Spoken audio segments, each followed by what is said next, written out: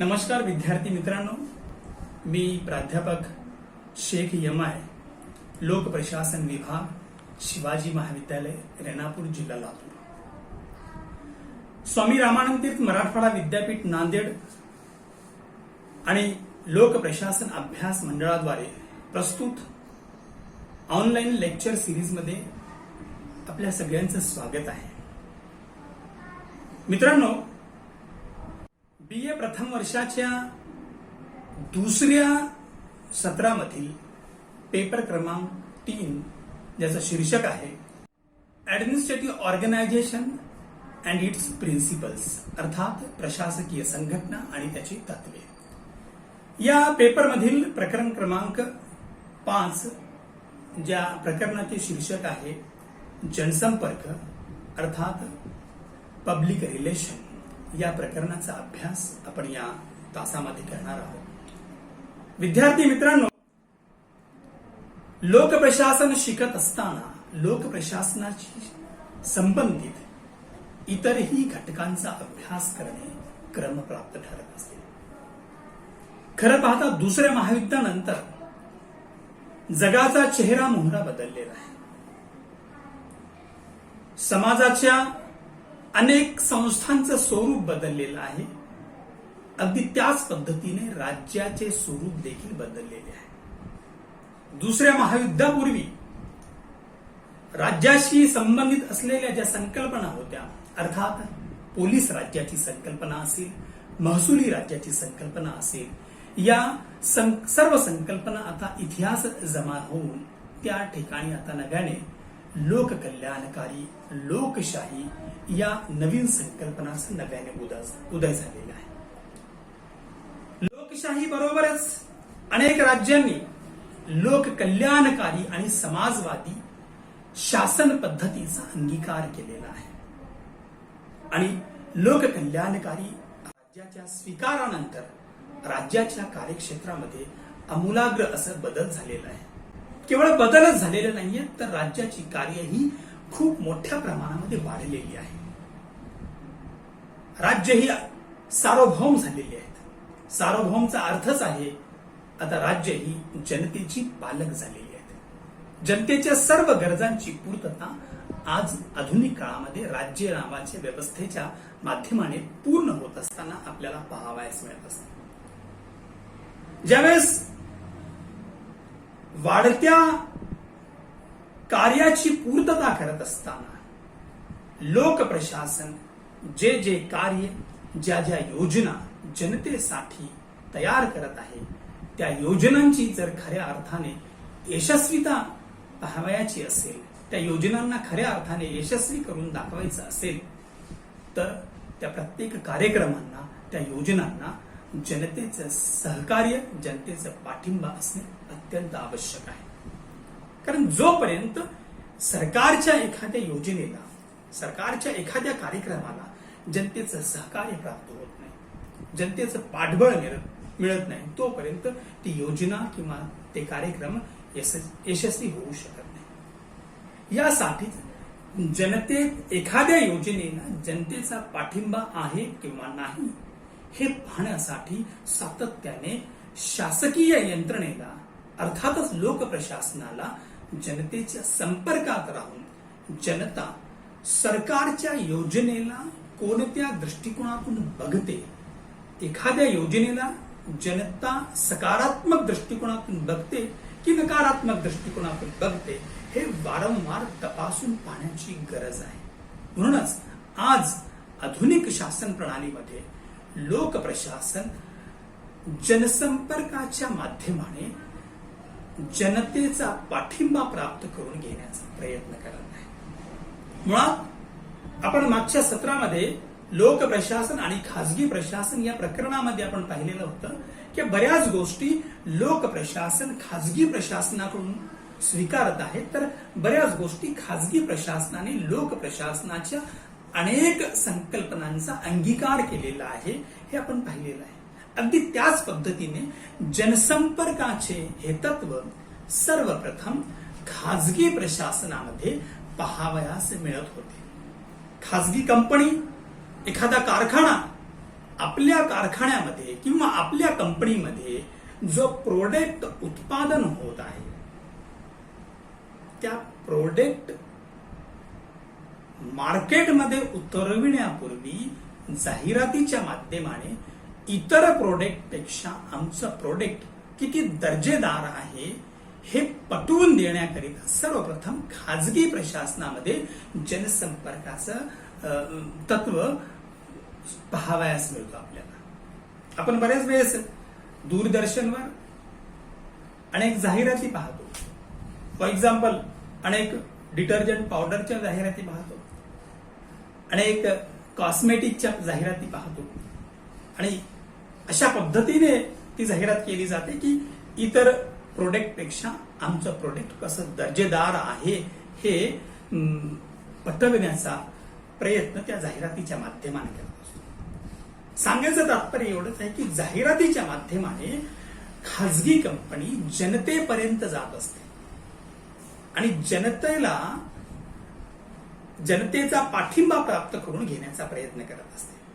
अगदी त्याच धर्तीवर आज लोक प्रशासनाने देखील खाजगी प्रशासनाकडून जनसंपर्क या तत्वाचा अंगीकार केलेला आहे. कारण जनतेच्या इच्छा, आकांक्षा व अपेक्षा व समस्यांचा विचार करून सरकारला जनतेकरिता ध्येय धोरणे व योजनांची निर्मिती करावी लागत असते. त्या योजनांना जनतेचा पाठिंबा व सहकार्य मिळवावे लागते. जनतेला विश्वासात घेऊन त्या योजनांची व कार्यक्रमांची अंमलबजावणी करावी लागते. म्हणून आधुनिक लोक प्रशासनाचा ज्यावेळेस आपण विचार करत असतो त्यावेळेस जनसंपर्काचे साधन अनन्यसाधारण असे महत्वाचे आहे. यानंतर आपण पाहणार आहोत जनसंपर्काचे अर्थ आणि व्याख्या. जनसंपर्क ही संज्ञा जन आणि संपर्क या दोन शब्दापासून तयार झालेली आहे. या ठिकाणी जन हा शब्द जनतेकरिता वापरलेला आहे व जनतेचा संकुचित अर्थ असा जनसमूह ज्याचा लोक प्रशासनाशी संबंध येतो.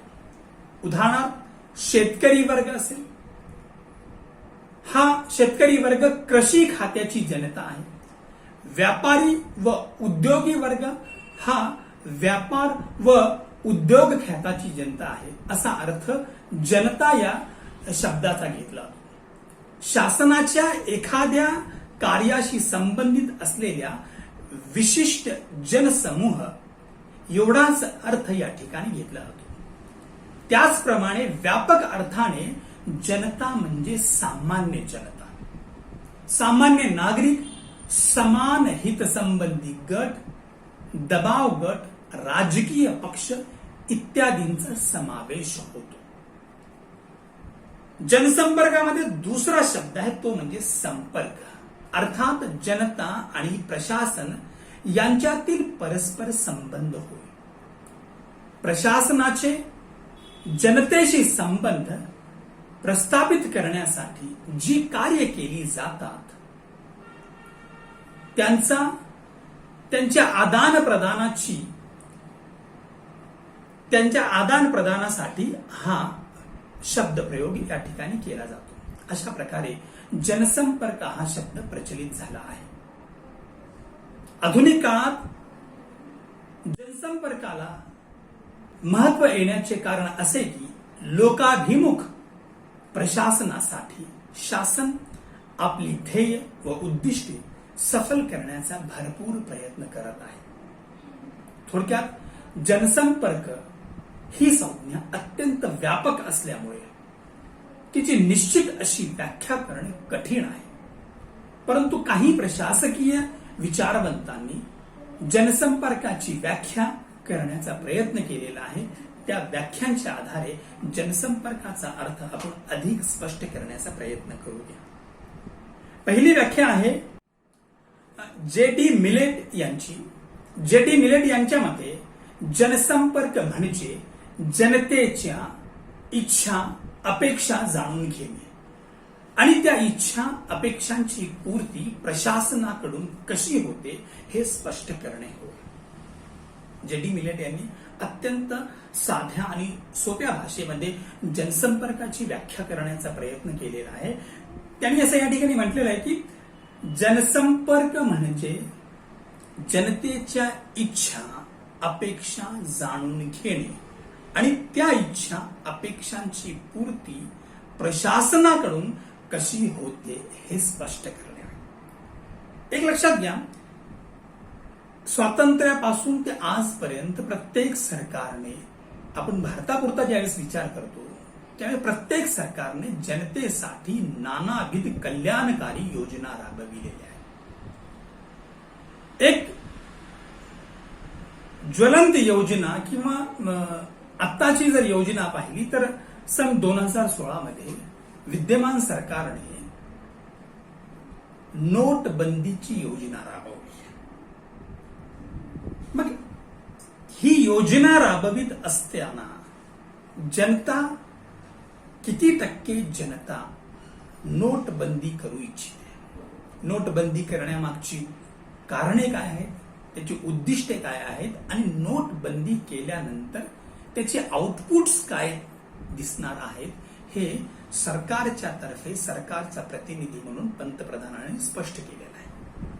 अशा वेळेस नोटबंदीच्या संदर्भात जनता नेमकं काय विचार करते हे तपासून बघणे. बरेच सर्वसामान्य लोकांना काय वाटत होतं की नोटबंदी केल्यानंतर जो मार्केटमधला काळा पैसा आहे तो बाहेर येईल, जेणेकरून भ्रष्टाचार कमी होईल. 1500च्या नोटा बंद झाल्यानंतर ज्या घटकाने या नोटा डांबून ठेवलेल्या होत्या त्या नोटा पुन्हा चलनात येतील. हे अनेक फायदे सरकारने सांगितलेले होते आणि या संदर्भात जनता काय विचार करते हे तपासून पाहण्याचा देखील प्रयत्न होत असतो. मग हा प्रयत्न मीडियाच्या माध्यमाने सर्वेक्षण करून होत असतो. हा प्रयत्न जनतेचे प्रतिनिधी अर्थात मंत्री असतील, ते मंत्री प्रत्यक्ष जनतेमध्ये दौरे काढून जनता या योजनेच्या संदर्भात काय विचार करते हे तपासलं जातो.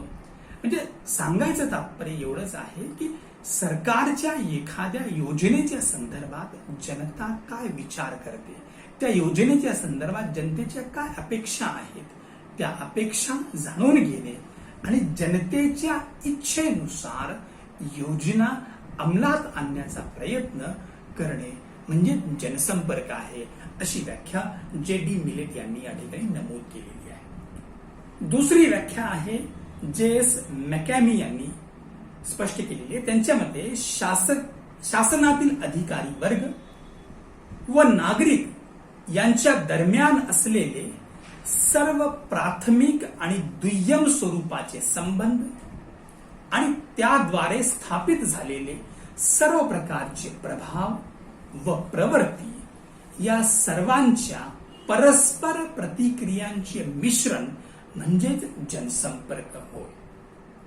शासनाचे अधिकारी अगदी ग्रामीण पातळीपासून ते केंद्रीय स्तरावर पर्यंत जे सरकारच्या अधिकाऱ्यांची एक चेन आहे,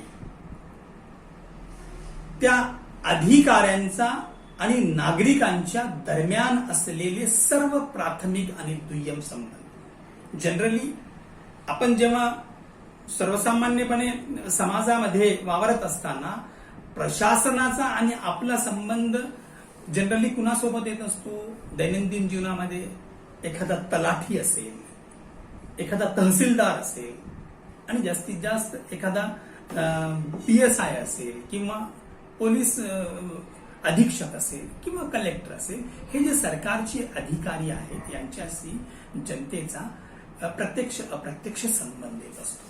अशा वेळेस ते अधिकारी कशा पद्धतीने जनतेसोबत बिहेवियर करतात, त्या अधिकाऱ्यांचं जनतेसोबत कशा पद्धतीचं वर्तन आहे, यावरूनच सरकारची प्रतिमा जनमानसामध्ये निर्माण होत असते. म्हणजे इनडायरेक्टली सरकार या अधिकाऱ्यांच्या माध्यमाने जनतेसमोर प्रकट होत असते. अधिकारी जर भ्रष्ट असतील तर जनसामान्यामध्ये जनमानसामध्ये एकूण सरकार भ्रष्ट आहे अशा पद्धतीचा मेसेज जात असतो.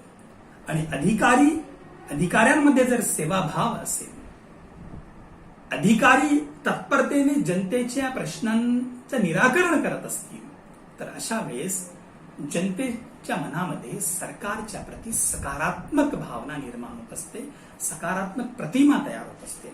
म्हणजेच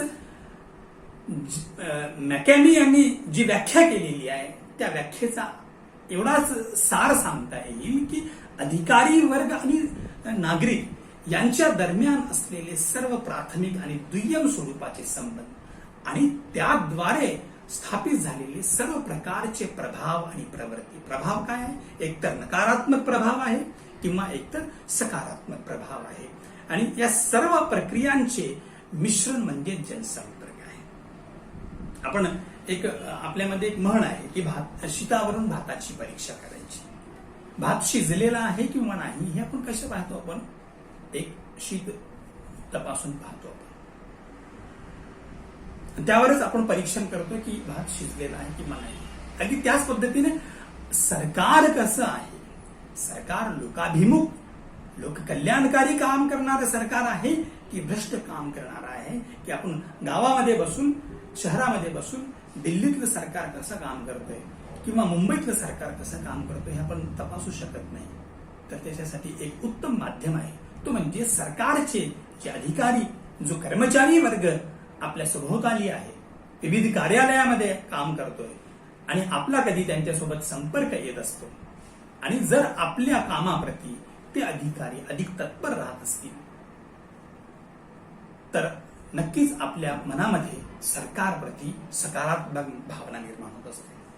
आणि ज्यावेळेस हेच अधिकारी आणि हेच कर्मचारी जर भ्रष्टाचार किंवा दिरंगाईचं काम करत असतील तर आपल्या मनामध्ये सरकार हे भ्रष्ट आहे, सरकार हे जनतेचं नाहीये अशी एक नकारात्मक भावना निर्माण होते. सांगायचे तात्पर्य एवढे, म्हणजेच की अधिकारी आणि नागरिक यांच्यामध्ये जे संबंध प्रस्थापित होऊन ज्या प्रतिक्रिया उमटतात त्या सर्व प्रतिक्रियांचं मिश्रण म्हणजेच जनसंपर्क आहे, अशी व्याख्या जेल मॅकॅमी यांनी या ठिकाणी नमूद केलेली आहे. पुढची व्याख्या आहे रेक्स हार्लो यांनी एक सुंदर अशी व्याख्या केलेली आहे. त्यांच्या मते जनसंपर्क ही अशी प्रक्रिया आहे ज्यामुळे संघटनेकडून हितसंबंधी लोकांच्या गरजांचे आणि इच्छांचे विश्लेषण त्या सर्वांसाठी अधिक जबाबदारीने वर्तन करता यावे म्हणून केले जाते. काय म्हणतात होर्लो? जनसंपर्क ही अशी प्रक्रिया आहे की ज्यामुळे संघटनेकडून हितसंबंधी लोकांच्या गरजांचे आणि इच्छांचे विश्लेषण त्या सर्वांसाठी अधिक जबाबदारीने वर्तन करता यावे म्हणून केले जाते. जनसंपर्काचा वापर, हितसंबंधी गट, समाजामध्ये अनेक गट आहेत. आता मी प्रस्तावना मध्ये नमूद केलं की शेतकऱ्यांचा एक गट आहे, व्यापाऱ्यांचा एक गट आहे, विद्यार्थ्यांचा एक गट आहे, मजुरांचा एक गट आहे. मग एखाद्या योजनेच्या संदर्भात विद्यार्थी, आता फॉर एक्झाम्पल सध्या कोविडच्या या महामारीमध्ये 10वी आणि 12वीच्या परीक्षा रद्द झालेल्या आहेत. परीक्षा या विद्यार्थ्यांशी निगडीत आहेत, विद्यार्थ्यांच्या करिअरशी निगडीत आहेत. आणि अशा वेळेस सरकारने या महामारीला समोर ठेवून परीक्षा रद्द केलेल्या आहेत. मग परीक्षा रद्द करण्याच्या संदर्भात विद्यार्थ्यांच्या काय प्रतिक्रिया आहेत? विद्यार्थी त्या परीक्षा रद्द करण्याकडे कोणत्या अँगलमधून बघतो हे तपासणे आवश्यक आहे. म्हणजे हितसंबंधी गटांच्या इच्छा, हितसंबंधी गटांच्या गरजांचे विश्लेषण करण्याकरिता एक उत्तम आणि प्रभावी माध्यम म्हणून जनसंपर्काकडे पाहिले जात असते. आणि शेवटची व्याख्या या ठिकाणी नमूद केलेली आहे ती म्हणजे डिमॉक आणि डिमॉक यांनी जनसंपर्काची व्याख्या करत असताना असं म्हटलेलं आहे, व्यापक अर्थाने जनसंपर्क म्हणजे जवळजवळ प्रशासकीय प्रक्रियेची प्रतिकृतीच असते. जनसंपर्क म्हणजे जवळजवळ प्रशासकीय प्रक्रियेची, प्रशासनाने ज्या प्रक्रिया केलेल्या आहेत त्याच्या संदर्भात जनतेकडून काय प्रतिक्रिया उमटलेली आहे हे तपासणे म्हणजे जनसंपर्क आहे. अशा पद्धतीने या ठिकाणी जनसंपर्काची प्रस्तावना आणि जनसंपर्काची अर्थ या ठिकाणी आपण स्पष्ट केलेला आहोत. या ठिकाणी आपण आजच्या या सत्राचा या ठिकाणी पूर्णविराम करूत आपण आणि उर्वरित भाग आपण जनसंपर्काचं महत्व आणि जनसंपर्काची साधने हे नेक्स्ट लेक्चर सिरीज मध्ये पाहू. धन्यवाद.